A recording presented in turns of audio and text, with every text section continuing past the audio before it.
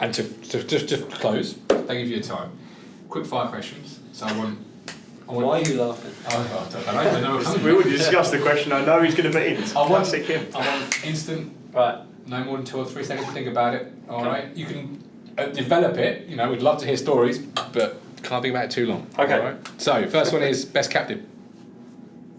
Too long. Jason DeVos. Okay. Legend. Any reason Legend. why Jason DeVos? Because you missed him when he weren't there. Yeah. Like he was the kid. Like Jim was brilliant. Dean Lewington, like he's Machine. He's brilliant. But like Jason DeVos would be unbelievable without actually doing anything apart from editing it, because he'd just pull people in and he'd be like, right, you get in here, right, you tackle it, brilliant, well done. But as soon as he was injured or he went missing, like the defence went to pot. So he lost the leadership. So like he's kind of talking on the pitch, and like he's reading of the game, not just his game, other people's game. Like, you know, he was Sort of Van Dijk kind of. Yeah, it's a big sentence. You're not far off that. Really? Yeah, for that era of captaincy, like being able to sort of get other people to do your job. Yeah. But Without then, you making tackles. without you actually doing anything apart from when it did come your way, you're reading it. You know, no one's going to win a header against him, head on the stick. You know, so yeah. James. Best manager you played under? Carl Robinson. Again, any particular reason why he wins the race against Big Joe? Just on and off the pitch. Yeah. You know, hell of a coach. You know, like his actual sessions were just brilliant. Never the same kind of session. Never really do the same, but always different sessions. Kept you guessing. Yeah, man management was brilliant. He would always try and tell you a little porky pie here and there just to keep you happy. But like he's a way around rotating players. Right, so we'd rotate all the front four. So we play 4-2-3-1. So the 4 at the back and the 2 would normally be like set. Then the other 4 attackers, they would kind of be chopped and changed around a little bit.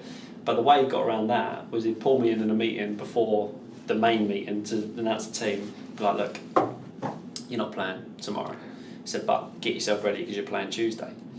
Like that. So you're kind of in your head, you're going, right, okay. He needs me still. So he still needs me, because then on Tuesday, would never ever go against his word. You'd be playing. And that was the thing. That's how he kept you sweet.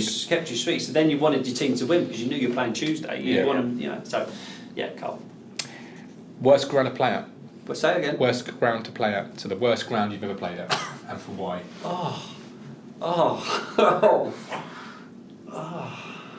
Sorry, I know I've taken ages. This is. I know. Worst ground. We need some press ups. No. Sorry. Do you know what I'll say?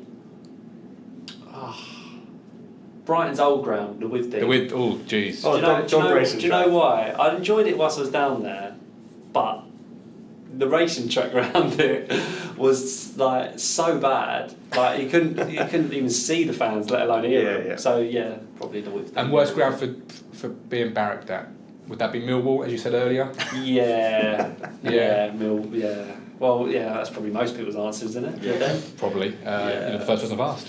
Yeah. Sorry that took so long. No, you're fine. It's hard because there's a few rubbish ones. Best ground you've played at? In terms of I know it straight away. situation, as in like, wow. St James's Park. Okay. Is that because of the... We played the wasn't the Youth Cup. It was another... No, it was the Youth Cup. And I was 14. I was playing with, and I was in the squad for. It must have been the under 17s or something like that. Right. Yeah, it was the Youth Cup, and I came on for 20 minutes, and I just remember walking out, because when you walk out of St James Park, you got the small stand in front of you. Yep. So you walk out and you're just like, it's like Pullman Road. Is that it? Yeah. The sort of background easy. behind you. And then you literally do that and you go, oh my Jesus Christ. And it just goes higher and higher, and it was just like weak at the knees. Yeah, brilliant. Wow. Amazing stadium. Didn't you say that? What would you think I'd say? Pullman Road? Well, I didn't know. I didn't know. St James's Park. Yeah, I know. I never played there as a pro. It was there, but it was that feeling of walking out thinking, it's not that. Oh, yeah. God. That's a long old way up the top, isn't it? It is. About 14 flights of stairs up in the top part. Yeah, Yeah, Christ. Best teammate? Louis probably. Yeah. Yeah, I've roomed with him for 6 years. He's a quirky character. I've only got one story. Go on. I've only got one story. Right, so... Make him blush. He, well, for starters, he always used to put Vaseline in his hair rather than actual hair products. Because it just his hair wouldn't move. He's such a weirdo. Right. Vaseline? I've got two stories actually. First story was away game, and he was like, "I'm going to go and have a shave." I was like, "All right." So he goes into the toilet and has a shave, and I was heading out of the room, and I looked in. I was like, I can't hear like a shave, like a kind of shave, and I think, what the hell's he doing? And he's in the mirror, but I could just hear like a snip, snip. Right. He's cutting his beard with a pair of physio scissors, but he didn't have a full beard, so he's there and he's just going snip like that, snip like individual hairs. And I got it on video and everything, and he just looked at me as if it was normal, and just went, right. What an idiot. And the second story was we'd been promoted at League One, and we was in Marbella, and he had booked to go on a stag do. But it overlapped the trip to Marbella. So he was like, boys, I'm going to be there a day late. And we was like, don't worry about it. We're all high, spirits were high, kind of, don't worry about it. So he turned up a day late, but he felt he was on catch up. So he's a big drinker. Like, We've all been there, haven't we? Yeah, and he put it back all day, and he was an absolute wreck. And I had to room with him, and I've seen some things that he's done in the room, which I can't even go into. But like, he was horrendous. And we got back to the room, and it was say about 6 o'clock, and we were going out. We was getting ready to go out again at like 7:30. There was a quick turnaround, right? Quick shower, get changed, back down in the bar. And he went to me like, I can't do it. Like, it's gone. And I went, Louis, do you want me to like wake you like just before we're leaving? And he was just like, yeah. I was like, right, okay. So I was okay. So I'm not a big drinker, but like, I was okay. So I had a shower, got myself sorted, 7:30, but I'm tiptoeing out of the room because I'm just thinking like, I don't really want him to come. He's an absolute wreck. Like, he was horrendous. Like, so I said to him, I went to him, Louis, do you want to come out? No, all right. And just walked out and just left him. Right, so he's in the room just like dead to the world. And I went downstairs and they were like, where's Louis? He's like, he's upstairs. And I was like, oh, thank God for that. So we was like, waiting for everyone else to get ready. And we're just walking out the door, and he comes running round the corner, like from the bar. It's all right, boys, I've made it. And we've all gone, for God's sake. And he made it. He made it out, and we went, and he was fine after that. But he was just, when he's bad, he's bad. Yeah. We've all got that one friend, don't we? Oh, we've all got that one friend.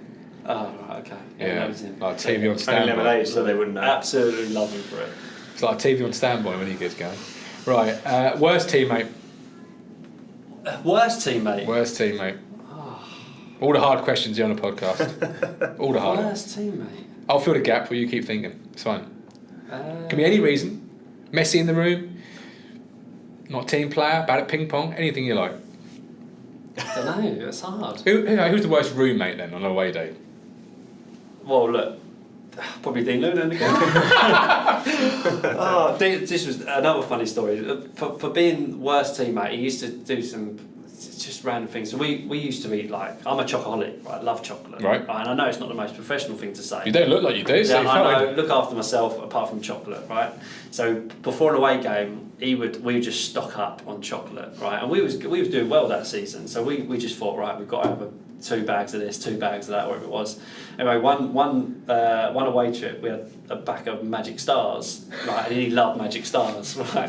Which is the most random chocolate. Yeah. But anyway, loved Magic Stars. And I was like, right, when are you going to open those bloody Magic Stars? So he popped them open, but as he's opened it, he's dropped them everywhere, like all on the floor, right? But the carpet in the hotel room was stars.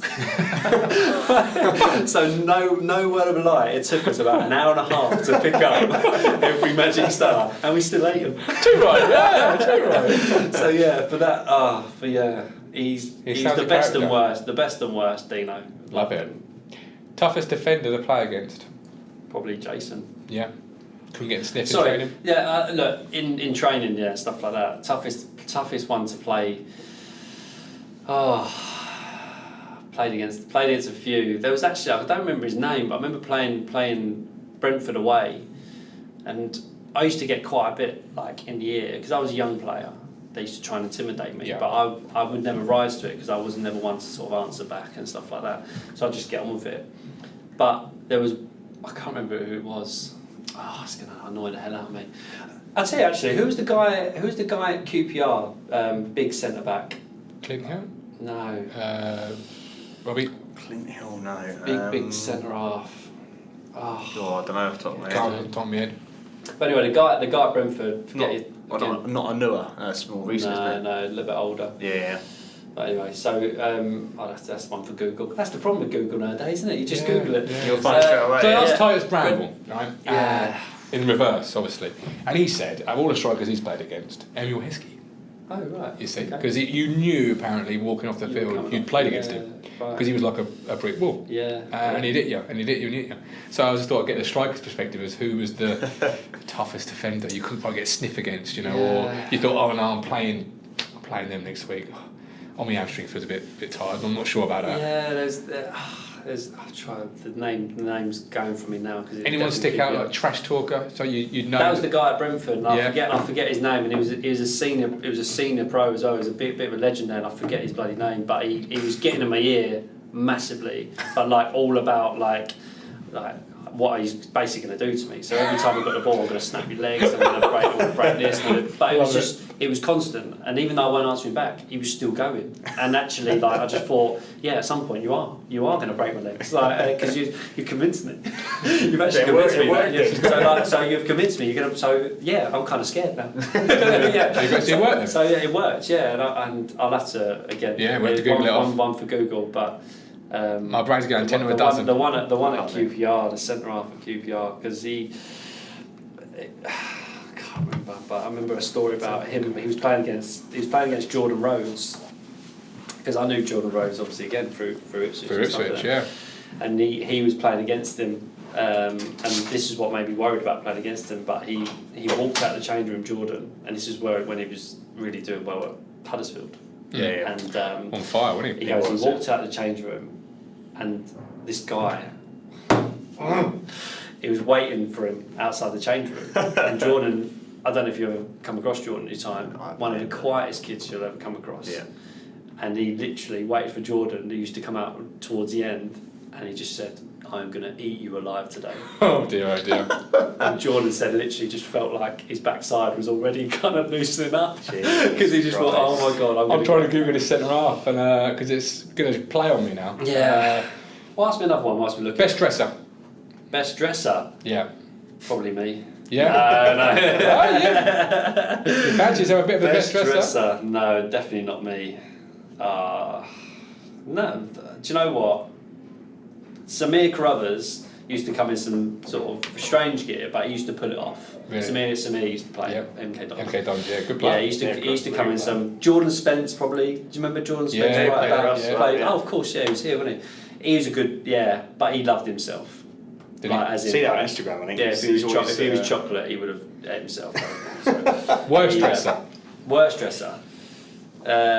Probably Dean Lewington. He's had a right batter, isn't he? No, only because I don't think he washed his clothes, let alone bloody bought any new ones.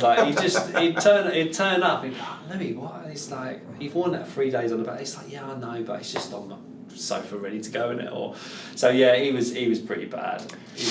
And of course the standard tip. Oh no, stop! Hang on, Dave Martin.